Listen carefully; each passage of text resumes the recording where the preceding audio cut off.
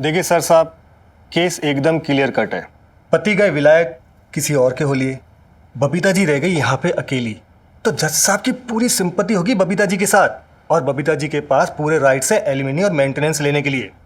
देखिए सर साहब, तलाक बबीता जी ने मांग रही हैं, तलाक दे रहे हैं अशोक खुराना, और वो भी जबरदस्ती। तो कंपनसेशन तो उन्हें देना ही होगा। और वैसे भी लॉ यह कहता है कि बबीता जी का कानूनन हक बनता है। तो ये बहुत बढ़िया बात हो गई भाई। एक तो भाई लाले, मैं इस बात से बहुत ज्यादा इंप्रेस हूँ, जो नियम कानून है ना भाई, वो बहुत बढ़िया है, मजेदार है एकदम। बिल्कुल सर साहब, आज की तारीख में सारे कानून लेडीज के फेवर में है। अच्छा, ये जो मर्द लोग हैं, इनको भी सबसे ज्यादा यही बात चुभती है क्या भाई, जब मनी मैटर की बात आती है ना, तब इनको नानी याद आती है। एनीवेज, आप ये बताओ कि आप तो साहब मुआवजा कितना दिलाओगे? सर साहब, अमाउंट तो फिगर आउट करना पड़ेगा। मैं उन्हें एलिमनी, कंपनसेशन और मेंटेनेंस के साथ साथ प्रॉपर्टी में हिस्सा भी दिलाऊंगा। प्रॉपर्टी? भाई ये बात तो मैं भूल ही गया था, प्रॉपर्टी में भी तो हिस्सा बने भाई। आफ्टर ऑल डॉटर है उनकी, बेटी का भी तो घर हुआ, वो हुआ कि ना हुआ? सर साहब, बेटी ही नहीं, माँ का भी। पत्नी होने के नाते उनके पति की हर उस चीज में प्रॉपर्टी, घर, जायदाद वगैरह वगैरह जो भी उसके नाम पे है, बराबर का हिस्सा बनता है।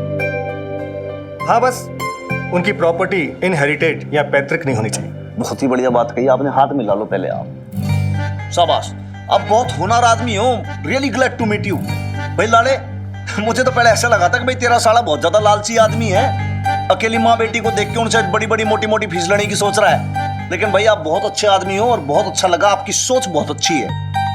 मैं तो कहूंगा लाले, तू बहुत ज्यादा लकी है भाई, जिसका साला खुद हो वकील, उसकी तो चांदी चांदी है कि नहीं है? नाइस। सर साहब, एक बात और कहनी थी। जीजा जी बता रहे थे कि माँ बेटी का कमाई का कोई जरिया नहीं है। आज बेटी मिली थी मुझसे, पैसे कम करने के लिए कह रही थी। मैं सोच रहा हूँ कि मैं पैसे ही ना लूँ बेचारियों से।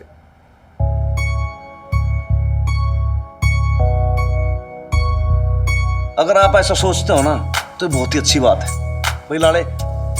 मेरे को तो लगता है कि भाई तेरा साला तेरे सर साहब से बहुत ज्यादा इंस्पायर्ड है।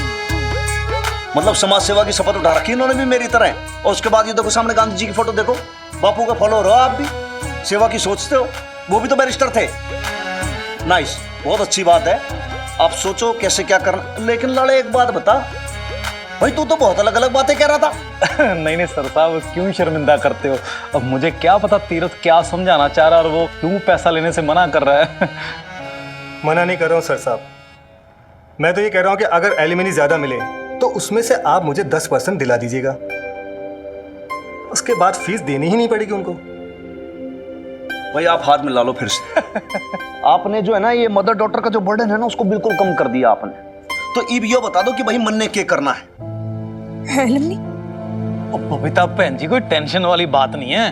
एलिमनी का मतलब ये है कि आपके हस्बैंड ने आपके साथ जो ज्यादती की है ना, उसकी करने का मुआवजा है। मतलब मिनी बेटी का पालन पोषण, उसकी पढ़ाई लिखाई का खर्चा हम डिमांड कर रहे हैं, बस। देखो भाई, बात बहुत ज्यादा क्लियर है। क्या बेटा मिनी, देखो तुम्हारी मम्मी ने तुम्हारे पापा से शादी की, तो तेरी मम्मी तो तेरे पापा के भरोसे हो गई। अब तेरे पापा ने प्रॉमिस तोड़ दिया, पापा ने प्रॉमिस तोड़ा, तेरी मम्मी ने घर छोड़ा। अब जब तुम निकले घर से बाहर, कोई आया तुम्हारे साथ ना? हैं? तुम हो गए अकेले। अब भाई खर्चा कैसे होगा? तुम लोग को कोई मेंटेनेंस, कोई ग्रीवेंस, कुछ तो कंपनसेशन मिलना चाहिए ना भाई।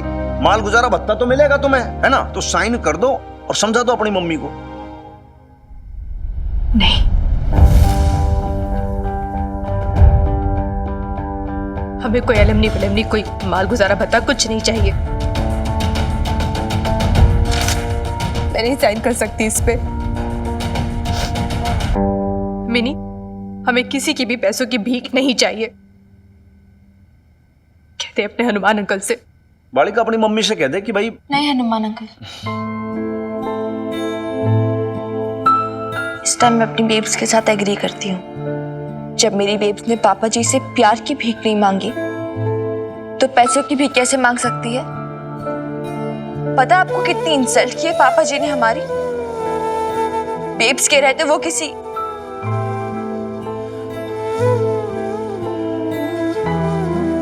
ये बात बहुत क्लियर है, हमें ना पापा जी के पैसे चाहिए ना कुछ और। इनफैक्ट अभी हमें उनसे कोई लेना देना भी नहीं है। We just want it to be over. That's it. लेकिन बबीता बहन जी, आप लोगों का गुजारा कैसे चलेगा? और अब तो तीर्थ ने भी कह दिया कि वो एलमनी का सिर्फ 10% लेगा, अपने से कोई फीस नहीं लेगा। धीरज जी को फीस चाहिए ना, ठीक है, हम दे देंगे। कैसे देंगे मुझे भी नहीं पता, पर दे जरूर देंगे। प्लीज लाला भाई साहब, आपके हाथ जोड़ती हूँ मैं, अपनी मुंह भोली बहन को इतना तो बेइज्जत मत कीजिए। तो सेल्फ रिस्पेक्ट रहने दीजिए हमारी।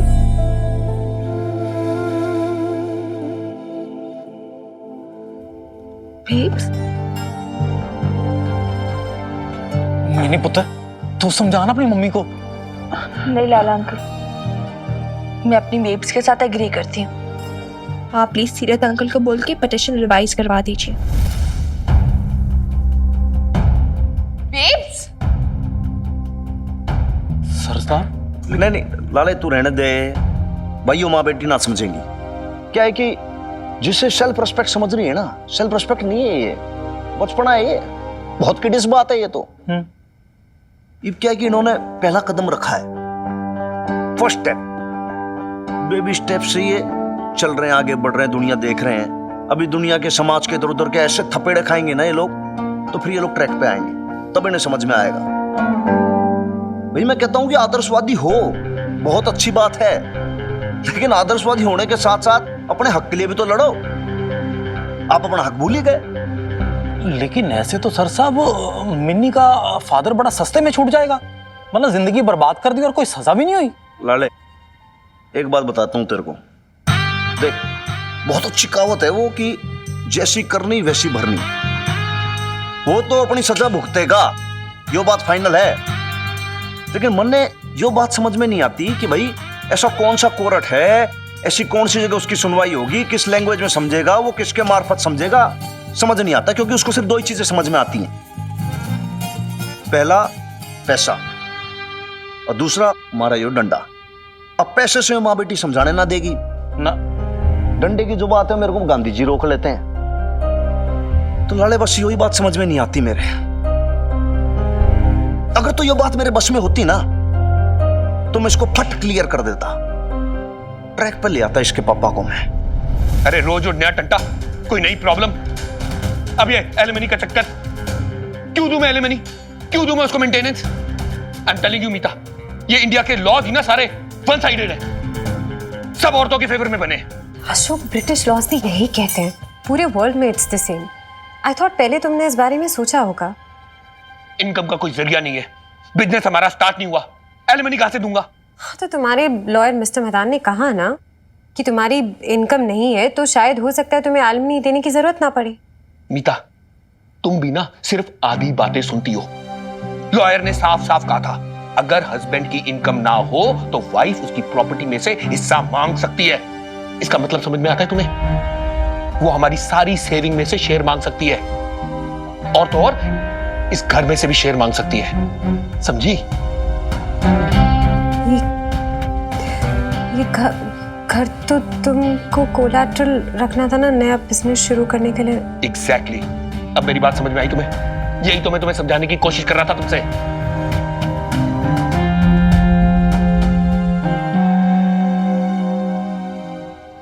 क्या चांसेस हैं वो alimony मांगेगी?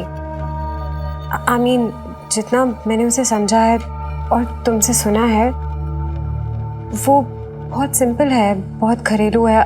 I don't think so. Tension मुझे बबीता की नहीं है, उसके दिमाग में ये बात आ ही नहीं सकती, लेकिन उसके आसपास जो लोग हैं ना, टेंशन मुझे उनकी है। अगर बबीता ने उनकी बात सुन ली तो